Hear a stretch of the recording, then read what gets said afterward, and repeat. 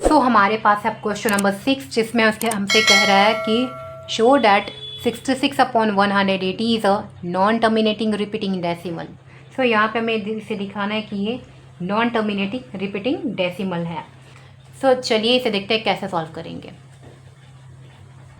सो यहाँ पे देखिए, मैंने आपको जैसा पीछे बताया था कि हमें सबसे पहले सिंपलेस्ट फॉर्म चेक करना होता है। तो आप यहाँ पे सबसे पहले देखो कि ये दोनों कैंसिल हो रहे हैं। तो मैंने आपको 2 मेथड बताया था कि किसी भी रैशनल नंबर को सिंपलेस्ट फॉर्म में करने के लिए, जैसा आप सब पहले से जानते हैं। मान लो इसे हमें सिंपलेस्ट फॉर्म में करना है, तो हम इसे कैसे करेंगे। सो हम यहाँ पे करेंगे कि देखो, ये 2 से 33 टाइम्स में जाएगा, एंड ये 2 से 90 टाइम्स में जाएगा, एंड ये 3 से अगेन 11 टाइम्स में जाएगा, एंड ये 3 से अगेन 30 टाइम्स में जाएगा, राइट। तो ये एक मेथड है। दूसरा मेथड मैंने आपको बताया था कि दोनों का HCF ले लो, विच मीन्स कि 66 का एंड 180 का HCF ले लो। सो इसके बाद जैसे ही आप HCF लोगे, HCF आएगा आपके पास 6, ठीक है। तो जो आपके पास HCF आया, उस HCF में आप क्या करोगे कि जो आपके पास रैशनल नंबर है उसमें ऊपर डिवाइड करा दो और नीचे डिवाइड करा दो, न्यूमरेटर में एंड डिनोमिनेटर में डिवाइड करा दो। सो ये कितना देगा 11, और ये कितना देगा 30 देगा। सो अब ये जाके अपना एक सिंपलेस्ट फॉर्म में आ गया। तो सिंपलेस्ट फॉर्म में लाने का ये 2 तरीका है, आप इसमें से किसी को फॉलो कर सकते हैं। सो अभी हम HCF वाला वे यूज़ करेंगे और आपको भी समझाते हैं। सो वही यही सारा का सारा मेथड आपको यहाँ पे दिखाना है। तो अब आपके पास क्या आ गया, 11/30 आ गया, राइट। कैसे, तो आपने HCF निकाला, HCF से आपने ऊपर नीचे डिवाइड करा है, एंड 11/30 है। मैंने इसको डिटेल में बताया है प्रीवियस लेक्चर में, तो श्योर करो कि आप जाके वहाँ पे देख लोगे, ठीक है।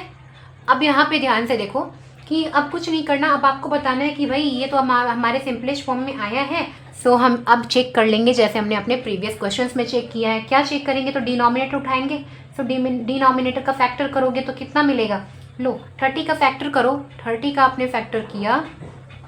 सो ये आपको मिला क्या, 2 × 3 × 5 × 1।